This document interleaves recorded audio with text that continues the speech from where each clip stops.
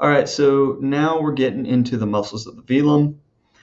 And I think the easiest way of learning the muscles of the velum is to learn this illustration that I have here that has basically all the muscles we're going to talk about. 1, 2, 3, 4, 5 muscles of the velum. So to begin with, let's talk about the levator veli palatini.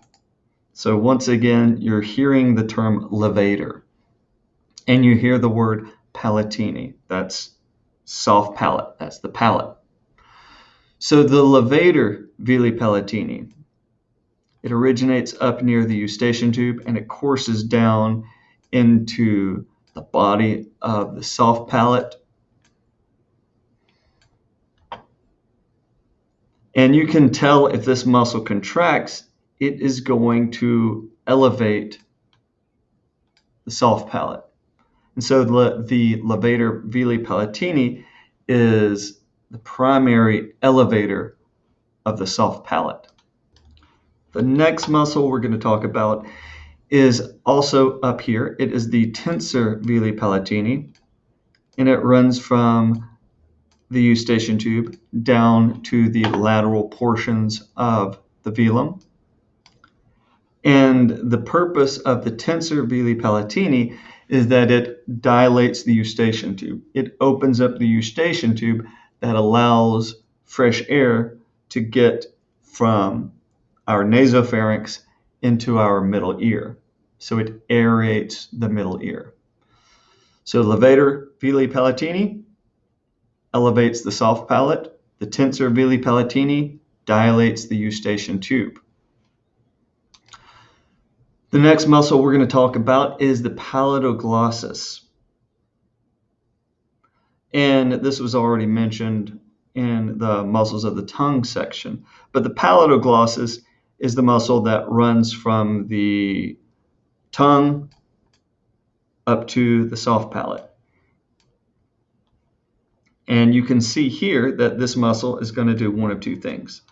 It is either going to elevate the tongue or it is going to depress the velum. It's going to depress the soft palate.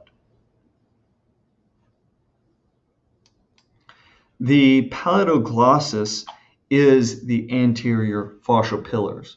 So when you're looking in someone's mouth and you see the anterior facial pillars, that band of tissue, that is the paladoglossus. And if you look past the anterior facial pillars, you're going to see the posterior facial pillars. And that is the palatopharyngeus muscle. And that muscle is right here. And it runs from the soft palate down past the tongue to insert into the pharynx. So the palatopharyngeus muscle is going to do one of two things. It's either going to elevate the pharynx or is going to pull down on the velum. And our last muscle of the velum we're going to talk about is the musculus uvula. So the musculus uvula here is illustrated in these blue striations on this image. And the musculus uvula is, you can think of it as being the intrinsic muscle of the uvula. It doesn't start somewhere else and reach into the uvula. It is within the uvula. And you can see that if these blue lines that I've illustrated, if this muscle decreases and shortens those blue lines, it is going to pull up on the uvula. And that uvula is that little piece of tissue that dangles in the back of your throat. So the musculus uvula shortens the soft palate, raises the uvula. All right, now there are a lot of muscles of the pharynx, but we're only going to worry about three, and those are the pharyngeal constrictors: superior, middle, and inferior. And these are the muscles that make up the walls of the pharynx. So starting here, over here, you see the superior pharyngeal constrictor, and that is the muscle that creates the superior pharyngeal walls. The middle pharyngeal constrictor creates the middle portion, the middle walls of the pharynx, and the inferior pharyngeal constrictor creates those walls of the hypopharynx, also known as the laryngopharynx.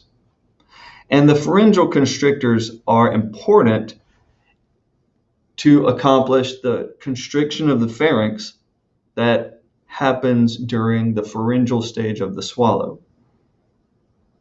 So this is the part of the swallow where the bolus comes off the back of the tongue and passes through the pharyngeal cavity over the airway into the esophagus.